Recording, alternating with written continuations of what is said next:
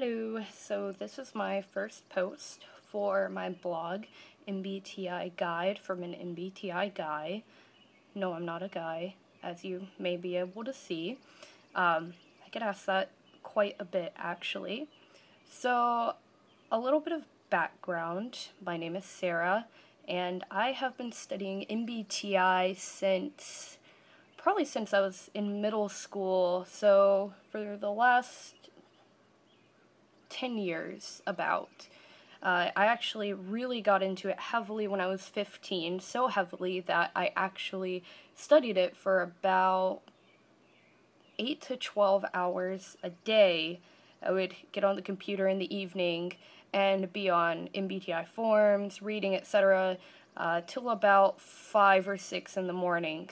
So I was pretty heavily inundated with MBTI. So to preface any future videos, I would like to say I'm not going to argue with you about whether or not MBTI is a valid system of analyzing people, etc. If you don't know how to use it, it is absolutely a terrible way to analyze people, because if you use the canned descriptions and you have no real foundation in it, you're going to come off as a total moron, which I've noticed a lot of Tumblr users and YouTubers, etc. have in the past. And this, I guess I shouldn't say they're morons, it's more born of a place of ignorance. So I'm not going to judge too harshly on that. However, I will add my thoughts and perceptions out further into the internet so that hopefully you guys can be a little better guided in your quest for understanding MBTI for whatever reasons those may be. So, a little bit about the usefulness of MBTI. I like MBTI because when it's properly applied, you have a better sense of understanding about how people think, where they're coming from, etc., which is actually why I got into it. I got into it because, I felt very different from those around me, which makes sense. I'm not only an ENTP, I'm also a girl, which is a very odd combination statistically. So, especially for intuitives, it's a good system for kind of being like, oh, I'm different, like, why am I different? Why don't people understand, where I'm coming from, etc.? Why do I have such a hard time communicating with others? And actually, MBTI is good for understanding how to communicate with others when you have a good grasp of functions, which I'll create a post about later. So, for example, as an ENTP, I use extroverted intuition, introverted thinking, extroverted feeling, then introverted sensing. Now, arguably all ENTPs use these functions in this particular order. Some have, more FE or extroverted feeling than others, and they may be more manipulative or more gregarious, etc. Some have much lower FE, so they're going to be a little more in their heads because of extroverted intuition and introverted thinking. Some, while they process through extroverted intuition first, have very, very strong introverted thinking and thus come off as very logical, very idea-oriented, etc. So I guess while I'm on the topic of functions, I will go over the different functions that we use. So there are the intuitive functions. There are two. There's extroverted intuition and introverted intuition. So extroverted intuition is used as a dominant function or a secondary function by ENTPs, INTPs, ENFPs, and INFPs.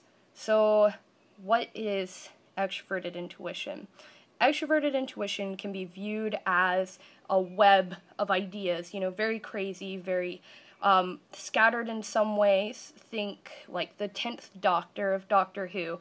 He's very like, oh, look at this. Well, if you can do this, and you can do this as well, and like, what if you can do this, and etc. Like connections, connections, connections, and it's very crazy, very, very rapid process. And this is different from introverted intuition, because introverted intuition is a little more psychic. It's used as a primary or secondary function. It's used by ENFJs, INFJs, ENTJs, and INTJs. And kind of how that works is there's a big space and then suddenly the answer appears. And most introverted intuitives cannot explain their thought processes very articulately. An INTJ might try to argue with someone about why they're right, and they can't really pinpoint why they're right because they can't always go from conclusion back through the starting point. They just kind of have the conclusion in their heads. So that's kind of how you differentiate extroverted intuition, introverted intuition. Extroverted intuition is more blah, blah, blah, blah, blah, blah, I'm crazy. Introverted intuition is more, I know this for a fact. I don't know why, but I do. So we move on to our second set of functions, sensing functions. These are extroverted sensing and introverted sensing. Extroverted sensing is much more in reality. It's sensing the world through, taste, touch, sound, sight, etc. This is used as a primary or secondary function by ESFPs, ISFPs, ESTPs, and ISTPs. And it's a very visceral function. People who use extroverted sensing as a primary or secondary function often like the more physical pleasures in life, eating, drinking, having a good time, very in the here and now. That's why a lot of people who use extroverted sensing, ESFPs, ESTPs, etc., are viewed as party animals, even the introverted ones, because they are processing the world in a very, very sensory way, and as this is their primary method of experiencing the world, they want it to be pleasurable. Introverted sensing is different. It is not a present function, it is a past. So introverted sensing draws upon past experiences or prior knowledge, etc., to make decisions in the present. So introverted sensing is used as a primary or secondary function by ESFJs, ISFJs, ESTJs, and ISTJs. And introverted sensing can be very traditional, very, this worked in the past, so it's going to work now. Change is very disruptive to introverted sensing. And a lot of the world is filled up with people who use introverted sensing as a primary or secondary function. So if you are an extroverted intuitive like myself, or you use extroverted intuition, you will find yourself butting heads quite frequently because you will be like, well, maybe this way will work. And the introverted sensing user will be like, well, it's not tested, so we don't want to use it. But I digress. So extroverted sensing is very in the here, in the now, sensory pleasures, etc. Introverted sensing is maintaining past standards in order to maintain present harmony, if that makes sense. Moving into our third set of functions, there is extroverted feeling and introverted feeling. In case you haven't noticed a pattern, the functions are all split into introverted and extroverted functions, or internally processed functions versus things that relate more to the external world. So, introverted feeling is very, how do I feel? How do I feel about this? What do I think about this? Is this in line with my moral code? Or, does this conflict with my moral code? Extroverted feeling is very, how do other people feel? What is the external harmony? So the difference between these two is introverted feelers need their internal sense of harmony to be very consistent. They don't want anything to conflict with it because it really disrupts their worldview. Introverted feeling is very black and white, like all the introverted functions really.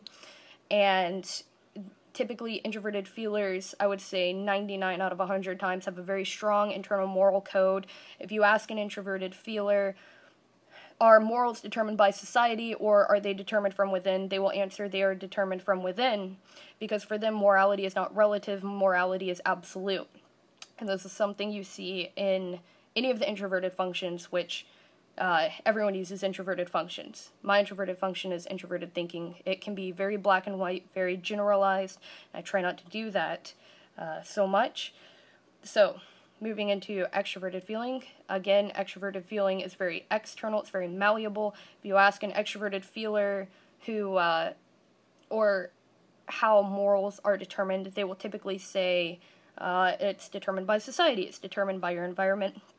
And I forgot to mention, FI is primarily used as, or rather, it is only used as a primary or secondary function by ENFPs, INFPs, ESFPs, and ISFPs. Sorry, I had to think on that for a second. And extroverted feeling is used as a primary or secondary function by ENFJs, INFJs, ESFJs, and ISFJs. So here you'll see a little bit of unification of the sensing and the intuitive types through this function. So moving into our last set of functions, you have introverted thinking and you have extroverted thinking. Introverted thinking is used as a primary or secondary function by ENTPs, INTPs, ESTPs, and ISTPs. Introverted thinking is very black and white. It's based on if, then, therefore statements. So if you tell an introverted thinking user, all skies are blue, there is a sky above us, they're going to say, well, that sky must be blue. And this is a very oversimplified way of putting introverted thinking, but that's how it works, which is why it becomes so black and white, and why you will see the introverted thinking users arguing about things that they may be completely wrong on because their foundation is wrong, but they think they're right. They might have started out with the wrong foundation, but their way of deducing to the conclusion is, I mean, it's a valid process. It might just mean they end up wrong. And it's very, very hard to change an introverted thinker's, or introverted thinking user's mind on, you know, right versus wrong, etc. Our last function is extroverted thinking, or TE, which is used as a primary or secondary function by ESTJs, ISTJs, ENTJs, and INTJs. And this is not as black and white of a function, but it is still very hard, or harder, to argue with a TE user, at least on logical grounds. Extroverted thinking is a little more malleable, and again, it's an external function. It's an organizing sort of function. It organizes information into a logical framework. So, while their function is not as black and white, their conclusions are awfully very, very, very black and white, very like, this is right, you're wrong. And it can be very hard to argue with extroverted thinking because sometimes extroverted thinking users will manipulate their logic to suit their purposes. This is seen in ENFPs frequently, as well as INFPs, but to a lesser degree. They both use extroverted thinking, and they will manipulate logic to back up their claims.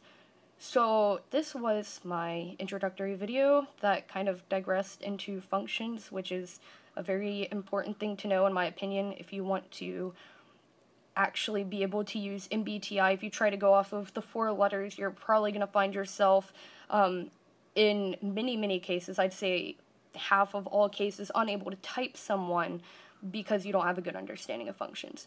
So feel free to follow me on Tumblr. I am the MBTI guide from an MBTI guy.